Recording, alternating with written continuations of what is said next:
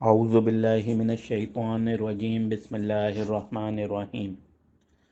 فتح مکہ مکرمہ کے روز اللہ کے رسول صلی اللہ علیہ وآلہ وسلم کسی صورت میں خون ریزی نہیں چاہتے تھے۔ آپ صلی اللہ علیہ وآلہ وسلم کی دلی خواہش تھی کہ قریش بغیر لڑائی کے ہتھیار ڈال دیں۔ چنانچہ آپ صلی اللہ علیہ وآلہ وسلم نے حکم دیا کہ ابو سفیان رضی اللہ تعالیٰ عنہ کو ایک ایسی جگہ کھڑا کیا جائے جہاں سے وہ مکہ مکرمہ کی طرف جاتے ہوئے تمام لشکر کو دیکھ سکیں۔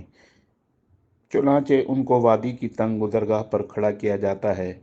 ان کے ساتھ سیدنا عباس رضی اللہ تعالیٰ عنہ بھی تھے۔ دراصل اللہ کے رسول صلی اللہ علیہ وآلہ وسلم قریش پر نفسیاتی جنگ مسلط کرنا چاہتے تھے۔ آپ صلی اللہ علیہ وآلہ وسلم چاہتے تھے کہ ابو سفیان دیکھ لیں کہ اسلامی لشکر کس قدر منظم اور اسلحے سے لیس ہے۔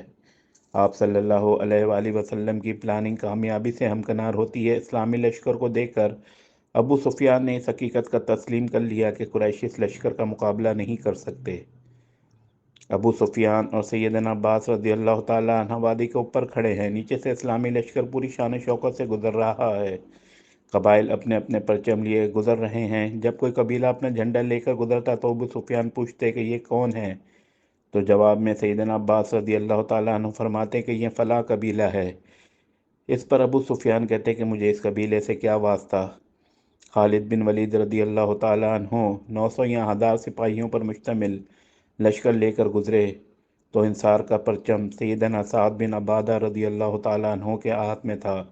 ان کی نظر ابو سفیان پر پڑی۔ ابو سفیان کو دیکھ کر انہیں جوش آ گیا، کیونکہ جتنی بھی لڑائیاں ہوئیں ان کی قیادت ابو سفیان کے ہاتھ میں ہوئی تھی۔ فتح جوش سے سعد رضی اللہ تعالیٰ عنہ کی زبان سے ایک کلمہ نکل گیا کہ آج خون ریزی لڑائی کا دن ہے، آج کعبہ میں قتال جائز ہوگا۔ ابو سفیان رضی اللہ تعالیٰ عنہ نے گھبرا کر پوچھا یہ کون لوگ ہیں؟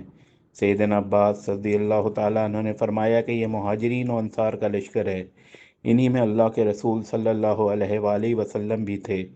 ابو سفیان جب اللہ کے رسول صلی اللہ علیہ وآلہ وسلم کو دیکھتے ہیں تو پکار اٹھے، اللہ کے رسول صلی اللہ علیہ وآلہ وسلم، آپ نے سنا کہ سعد بن عبادہ کیا کہہ رہے ہیں؟ اور پھر سعد بن عبادہ رضی اللہ تعالیٰ عنہ کی بات دہرائی کہ آج کشت و خون کا دن ہے، آج کعبہ کی حرمت حلال سمجھی جائے گی۔ اللہ کے رسول صلی اللہ علیہ وآلہ وسلم کے اخلاق کو دیکھیے کہ آپ صلی اللہ علیہ وآلہ وسلم نے اس کے جواب میں ارشاد فرمایا، آج کے دن تو اللہ تعالیٰ کعبے کی عظمت کو اور زیادہ بڑھائے گا، اور آج کے دن تو کعبے کو غلاف اڑایا جائے گا۔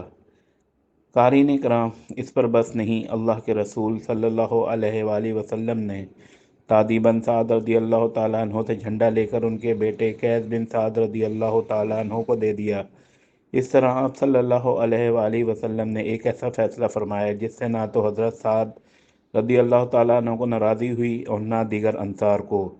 یہاں پھر اللہ کے رسول صلی اللہ علیہ وآلہ وسلم کے اخلاق کو ملاحظہ فرمائیے کہ آپ صلی اللہ علیہ وآلہ وسلم نے جھنڈا کسی مہاجر کے سپرد نہیں کیا، بلکہ انصاری سے لیا اور اس کے بیٹے کو ہی دے دیا۔ انسانی فطرت اور کمزوری ہے کہ وہ صرف اپنے بیٹے کو خود سے افضل اور بہتر دیکھ کر مطمئن رہ سکتا ہے۔ اللہ کے رسول صلی اللہ علیہ وآلہ وسلم ابو سفیان کے پاس سے گزرے تو سیدنا عباس بن عبد المطلب رضی اللہ تعالیٰ عنہ نے ابو سفیان سے کہا، اب دوڑ کر اپنی قوم کے پاس جاؤ اور اسے سمجھاؤ۔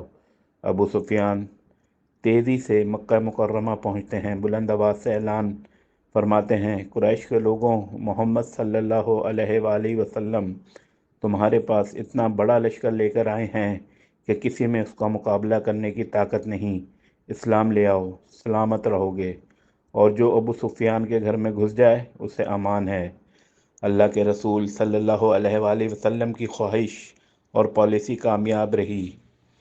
آپ صلی اللہ علیہ وآلہ وسلم نہیں چاہتے تھے کہ اس بلد حرام میں خون ریزی ہو۔ مشرکین نے ابو سفیان رضی اللہ تعالیٰ عنہ کی بات کو مان لیا۔ اسلامی لشکر مکہ مکرمہ میں بغیر کسی قتال اور خون ریزی کے داخل ہو رہا ہے۔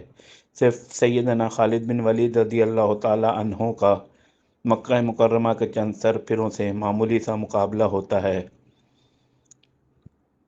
خندمہ کے علاقے میں جب بنو بکر اور بنو بزیل کے آدمی قتل ہوئے تو باقی بھاگ نکلے، کوئی پہاڑ پر چڑھ گیا، کسی نے اپنے گھر کا دروازہ بند کر لیا۔